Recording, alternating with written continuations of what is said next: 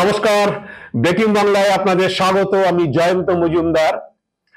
বেশ কিছু opinion pole ভোটের আগেই হয়ে গেছে। আপনারা জানেন বিভিন্ন সংবাদ মাধ্যম, বিশেষ করে টিভি চ্যানেল, তারা ওপিনিয়ন পোল করেছে, দেশ জুড়ে করেছে এবং আমাদের এ রাজ্য নিয়ে করেছে। তো আমাদের এখানে যেসব মিডিয়া সেই ওপিনিয়ন পোলগুলো দেখিয়েছে, তার মধ্যে বেশিরভাগই তারা দেখিয়েছে যে এ রাজ্যে বিজেপি সর্বাধিক আসন পাচ্ছে, একক মেজরিটি তারা পাচ্ছে এ রাজ্যে। কেউ বলেছে বিজেপি 26টি আসন পাবে, কেউ বলেছে বিজেপি 25টি আসন পাবে, কেউ বলেছে বিজেপিতে 19টি আসন পাবে, আবার কেউ কেউ দ্বিতীয় দফারও করেছে, তাতেও বিজেপিকে ওই রকম 20টা 21টা 19টা এরকম সব আসন দিয়ে রেখেছে। তারা ওপিনিয়ন বলে দিয়েছে যে ভোট সমীক্ষাতে বিজেপিকে এগিয়ে রেখেছে। তো এই ভোট সমীক্ষাগুলো বেরোনোর পরে বিজেপির নেতারা স্বভাবতই মনে মনে উল্লসিত এবং কর্মীরাও তাই। তারা বেশ উজ্জীবিত যে এ রাজ্যে তারা বেশ ভালো ফল করছে এবং সব বেশি আসন তারা, বিশেষ করে মানে সিংহভাগ আসন তারা পাচ্ছে, মেজর শেয়ারটা। তো এরকম চলছিল বেশ ভালোই, কারণ হচ্ছে তারা মনে করছিল যে এই যে ওপিনিয়ন পোল, এই ওপিনিয়ন পোল মানুষকে হচ্ছে ভোটারদেরও বেশ কিছুটা প্রভাবিত করবে এবং তাদের আসন জেতার ক্ষেত্রে অনেকটাই সুবিধা হবে। কারণ ওপিনিয়ন পোলে একটা অংশের মানুষের, অনেক রাজনৈতিক দলের অভিযোগ আছে যে একটা অংশের মানুষ তাতে কিছুটা প্রভাবিত হয়। আবার অনেকে বলেন যে না, যারা ভোট দেবা তারা সংশ্লিষ্ট দলকেই বেছে নেন এবং অনেক আগে থেকেই তারা ঠিক করে রাখেন, কিন্তু ওপিনিয়ন পোল তাদেরকে খুব একটা প্রভাবিত করে না।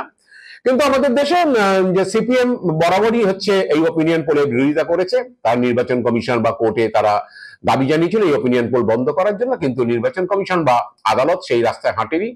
তারা বলেছে বিদেশে এই ধরনের ওপিনিয়ন পোল চলে, কিন্তু সিপিএম এর অভিযোগ ছিল যে আমাদের এখানে যে মিডিয়াগুলো ওপিনিয়ন পোল করে, এবং সেটা এই আমলে নয়, বিজেপি আমলে নয়, সেটা সে কংগ্রেস আমলেও সিপিএম বিরোধিতা করতো, যে এটা আসলে ওপিনিয়ন পোলের নামে হচ্ছে এক শ্রেণীর ভোটারকে হচ্ছে প্রভাবিত করা হয় এবং তারা অনেকেই হয়তো রাজনৈতিকভাবে সিদ্ধান্ত হয়তো আগে থেকে নিতে পারেন না, কিন্তু শেষমেশে ওপিনিয়ন পোল দেখে তারা তো মনে করেন যে এই দলের পক্ষে পাল্লা ভারী এবং সেক্ষেত্রে তারা তাদের কাস্টিংটা সেই দিকে দেয় এবং ওই এক শ্রেণীর ভোটারকে প্রভাবিত করার জন্য কিছু কিছু রাজনৈতিক দল তার সুবিধা পায়। তাই ওপিনিয়ন পোল করা উচিত না, কিন্তু এক্সিট পোল চলতে পারে ভোট শেষ হয়ে যাওয়ার পরে। কোন মিডিয়া বা তাদের হয়ে কোনো সমীক্ষক সংস্থা এক্সিট পোল করতে পারে, তাতে সিপিএম কখনো আপত্তি করেনি। একমাত্র সিপিএমই এটা কংগ্রেস আমলেও করেছে, এখন বিজেপির আমলেও করেছে।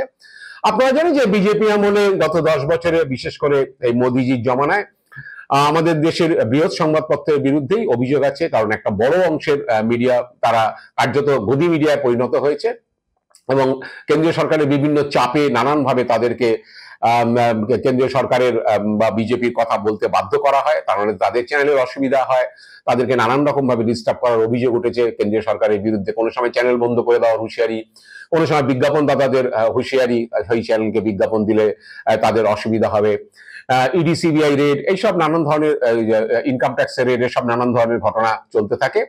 তো এরকম অভিযোগ এই মোদিজি জমানায় গত 10 বছর, এবং অনেক রাজনৈতিক দলেরই বক্তব্য যে অনেক বড় বড় মিডিয়াই হচ্ছে বাধ্য হয়েছে তারা গদি মিডিয়ায় পরিণত হতে এবং মোদিজির, অমিত শাহের ধামাধারা হতে, কারণ তা নাহলে তারা চ্যানেল চালাতে পারবে না। একমাত্র এনডিটিভি তারা একটা স্বতন্ত্র অবস্থা নিয়ে চলছিল, কিন্তু সেটিও দখল হয়ে গিয়েছে, আদানিরা সেটাই নিয়ে নিয়েছে। তো এখন সেই এনডিটিভিও হচ্ছে সেই সারণীতে চলে এসছে, সেই খাতায় নাম লিখিয়ে ফেলেছে। তো এই ওপিনিয়ন পোলে দেখানো হয় যে কোন একটি সমীক্ষক সংস্থা তারা সমীক্ষা করেছে, অত যদিও খুব সামান্য শতাংশের কথা বলা হয়, যে এবং তারা বলতে চাইছে কিছু প্রশ্ন উত্তর এসব দেখানো হয়, এই এত শতাংশ মানুষ এই বলেছে, তত শতাংশ মানুষ এই বলেছে, কিছু মানুষ বলতে চাননি, এসব একটা প্যাটার্ন আছে। সেই প্যাটার্ন ধরে বর্ণনা করা। আসল কথাটা হচ্ছে, শেষটা হচ্ছে যে অমুক দল হচ্ছে এতটা আসনে, যদি আসন কোনোদিন নাম ধরে বলা হয় না, কারণ তারা তো অনেক জায়গায় ব্যাপারটা হাস্যকর হয়ে যাবে। আর যে সংখ্যায় আসন বলা হয় সেই আসনগুলোর নাম যদি ঘোষণা হয় যে এই আসনগুলোতে মানুষ বলেছে যে, কারণ তারা যখন একটা সংখ্যায় আসে নিশ্চিতভাবে বুঝতে পারে যে এই আসনগুলোতে তারা জিতবে বলেই হচ্ছে সেই সংখ্যাটা তারা বলছেন। যে 26টা আসন যদি কোথাও বলে দেওয়া থাকে, তাহলে কোন 26টা আসন জিতছে নিশ্চিতভাবে তাদের কাছে সেই খবরটা থাকে, তাহলে সেই আসন নামটা তারা বলে না কেন।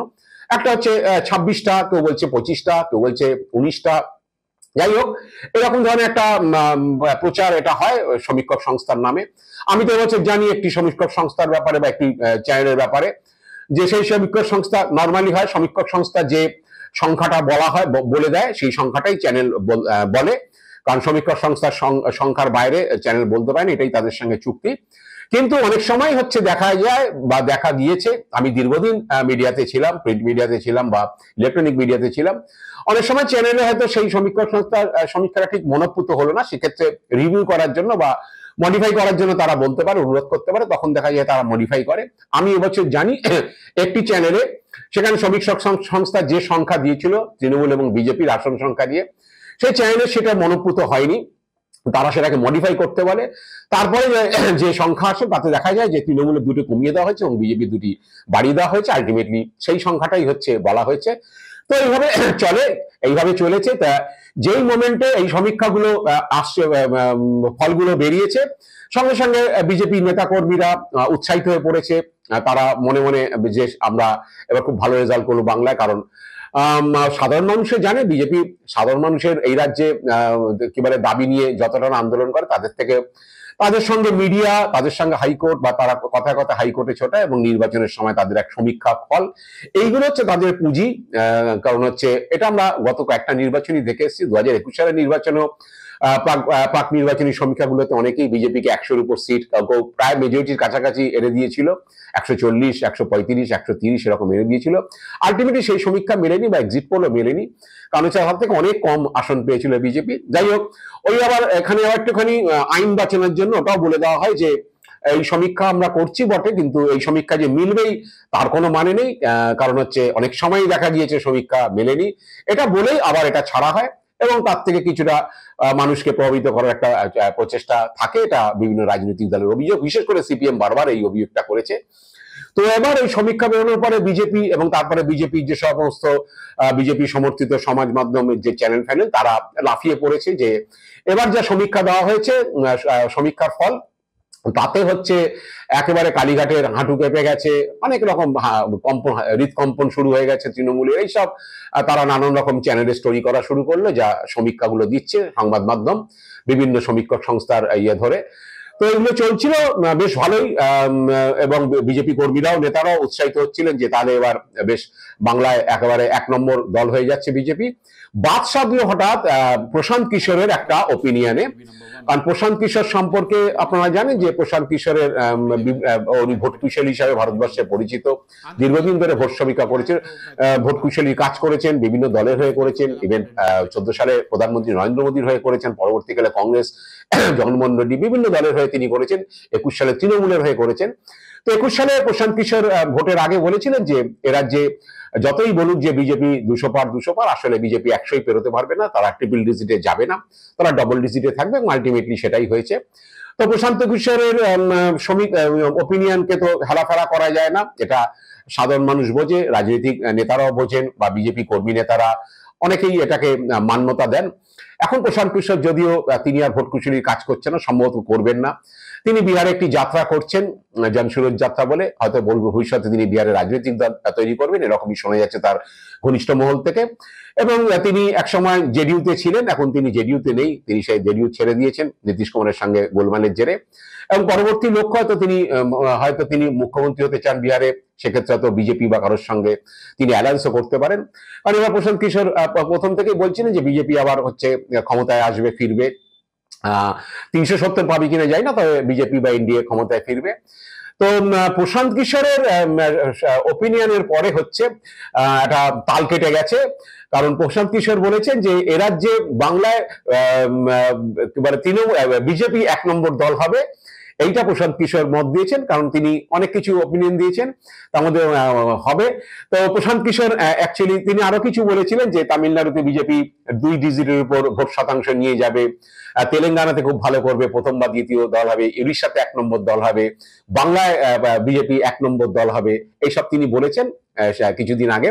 তা প্রশান্ত কিশোর ঠিক কি বলেছেন আমি একটু শুনে নেব।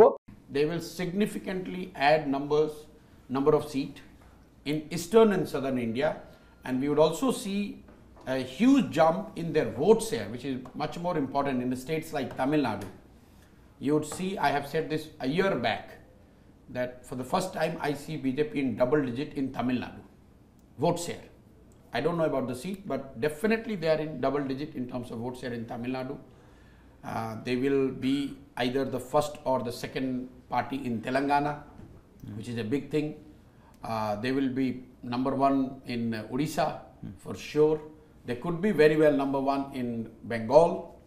You would be surprised, but BJP will, in all likelihood, to my mind, BJP is going to emerge as number one party in West Bengal. প্রশান্ত কিশোরের এই ওপিনিয়নের পরে কিন্তু বিজেপি একটু ধোঁয়াশার মধ্যে বা দোদুল্যমানতায় পড়ে গিয়েছে।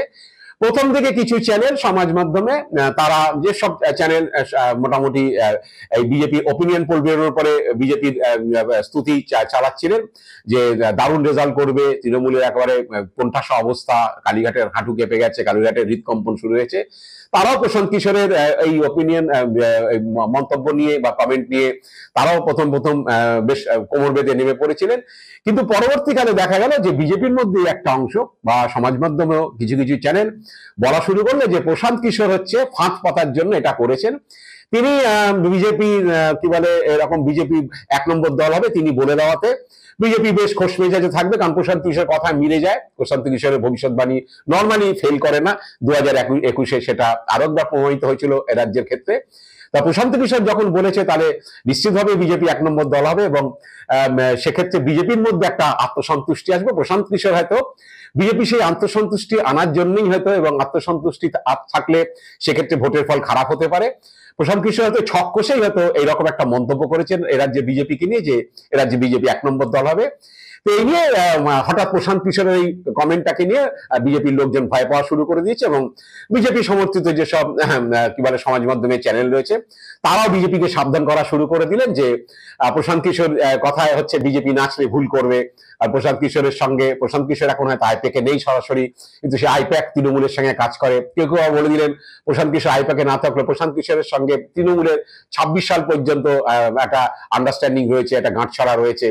তাই প্রশান্ত কিশোর বিজেপির ক্ষতি করার জন্য এই ধরনের একটা আলটপকা মন্তব্য করে দিয়েছেন যে এখানে রাজ্যে বিজেপি 1 নম্বর দল হবে। এবং এই নিয়ে বিজেপি কর্মীরা যদি আত্মসন্তুষ্টিতে থাকেন, তারা যদি মনে করেন যে প্রশান্ত কিশোর বলে দিয়েছে রেজাল্ট তো ভালো হবেই, তাহলে অত খাটাখাটির দরকার কি, এই করলে বিজেপি ডুববে, এই বলে বিজেপিকে আবার সতর্ক করার জন্য কোমর বেঁধে নেমেছে সমাজ মাধ্যমে কিছু চ্যানেল। তো জানি না এখন যদি প্রশান্ত কিশোরের মন্তব্যকে যদি তারা গ্রহণ করতে না পারে, প্রশান্ত কিশোরের মন্তব্যকে বা কমেন্টকে যদি বা ওপিনিয়নকে যদি বিজেপি অ্যাকসেপ্ট করতে না পারে, তাহলে আমার প্রশ্ন আর 5টা চ্যানেল তাদেরটা অ্যাকসেপ্ট করছে কি করে? তারা কি ধরেই নিয়েছে যে ওই চ্যানেলগুলো তাদের জন্য প্যাম্পারিং করার জন্যই মাঠে নেমেছে, ভোটারদের বিজেপির পক্ষে আনার জন্যই তারা এই সমীক্ষা চালিয়েছে? আমার প্রশ্ন এইখানটাতে যে প্রশান্ত কিশোরের ওপিনিয়ন, প্রশান্ত কিশোর যে কথাগুলো বলছেন ভোট কুশলী হিসাবে, দীর্ঘ 10 বছরের মতো প্রায় তিনি এই ধরনের করছেন আমাদের ভারতবর্ষের রাজনীতিতে, তার একটা নাম রয়েছে, বিভিন্ন সময় তিনি বিভিন্ন দলের হয়ে তিনি ভোট কুশলীর কাজ করেছেন। তার ওপিনিয়ন যদি বিজেপি বা বিজেপি সমর্থিত কোনো চ্যানেল বা কিছু তারা যদি ব্যাপারটাকে অ্যাকসেপ্ট করতে না পারে, সেক্ষেত্রে অন্য চ্যানেলগুলোর ওপিনিয়ন পোল তারা অ্যাকসেপ্ট করছে কিভাবে? তারা কি মনেই করে নিয়েছে যে প্রশান্ত কিশোর তৃণমূলের সঙ্গে গাঁটছড়া বেঁধে বিজেপির ক্ষতি করার জন্য বিজেপিকে 1 নম্বর দল বলেছে, আর অন্য চ্যানেলগুলো যারা মেইনস্ট্রিম চ্যানেল তারা ওপিনিয়ন পোল করছে বিজেপির পক্ষে ভোটারদের আনার জন্য, ভোটারদের প্রভাবিত করার জন্য? এটা কি তারা ধরেই নিয়েছেন? তাহলে কেন তারা বলছেন না যে মেইনস্ট্রিম মিডিয়া যে সমীক্ষাগুলো করছে সেই সমীক্ষাগুলোতেও আপনারা হচ্ছে নাচবেন না? কারণ মেইনস্ট্রিম মিডিয়া যখন বলছে 26টা আসন পাবে, কেউ 25টা আসন পাবে, কেউ বলছে 19টা আসন পাবে, কেউ বলছে 20টা আসন পাবে, তো সেটা তো আপনারা নাচবেন না, কারণ তাতেও কিন্তু আপনাদের ক্ষতি হতে পারে। এটা কিন্তু কেউ বললো না বা বলছে না, কোনো সমাজ মাধ্যমে কোনো চ্যানেল, কোনো বিজেপি সমর্থিত চ্যানেল যেই হয়ে থাকুক আমার দেখার দরকার নেই, বা কেউই প্রকাশ্যে আনছেন না ব্যাপারটা যে মেইনস্ট্রিম মিডিয়া চ্যানেলের কিন্তু ফল নিয়ে কিন্তু আপনারা বা তাদের যে ওপিনিয়ন পোল সেই নিয়ে আপনারা নাচবেন না, কারণ তাদেরও কিন্তু আপনাদের ক্ষতি হবে। তাহলে কি ধরে নেওয়াই যায় যে মেইনস্ট্রিম মিডিয়ার যে ওপিনিয়ন পোলগুলোকে বিজেপি যে সমর্থক বা বিজেপি নেতাকর্মীরা ধরেই নেন যে তাদেরকে প্যাম্পারিং করার জন্য, ভোটারদের প্রভাবিত করার জন্যই করা হয়? আজ এ পর্যন্তই। আপনারা ভালো থাকবেন, সুস্থ থাকবেন, নমস্কার।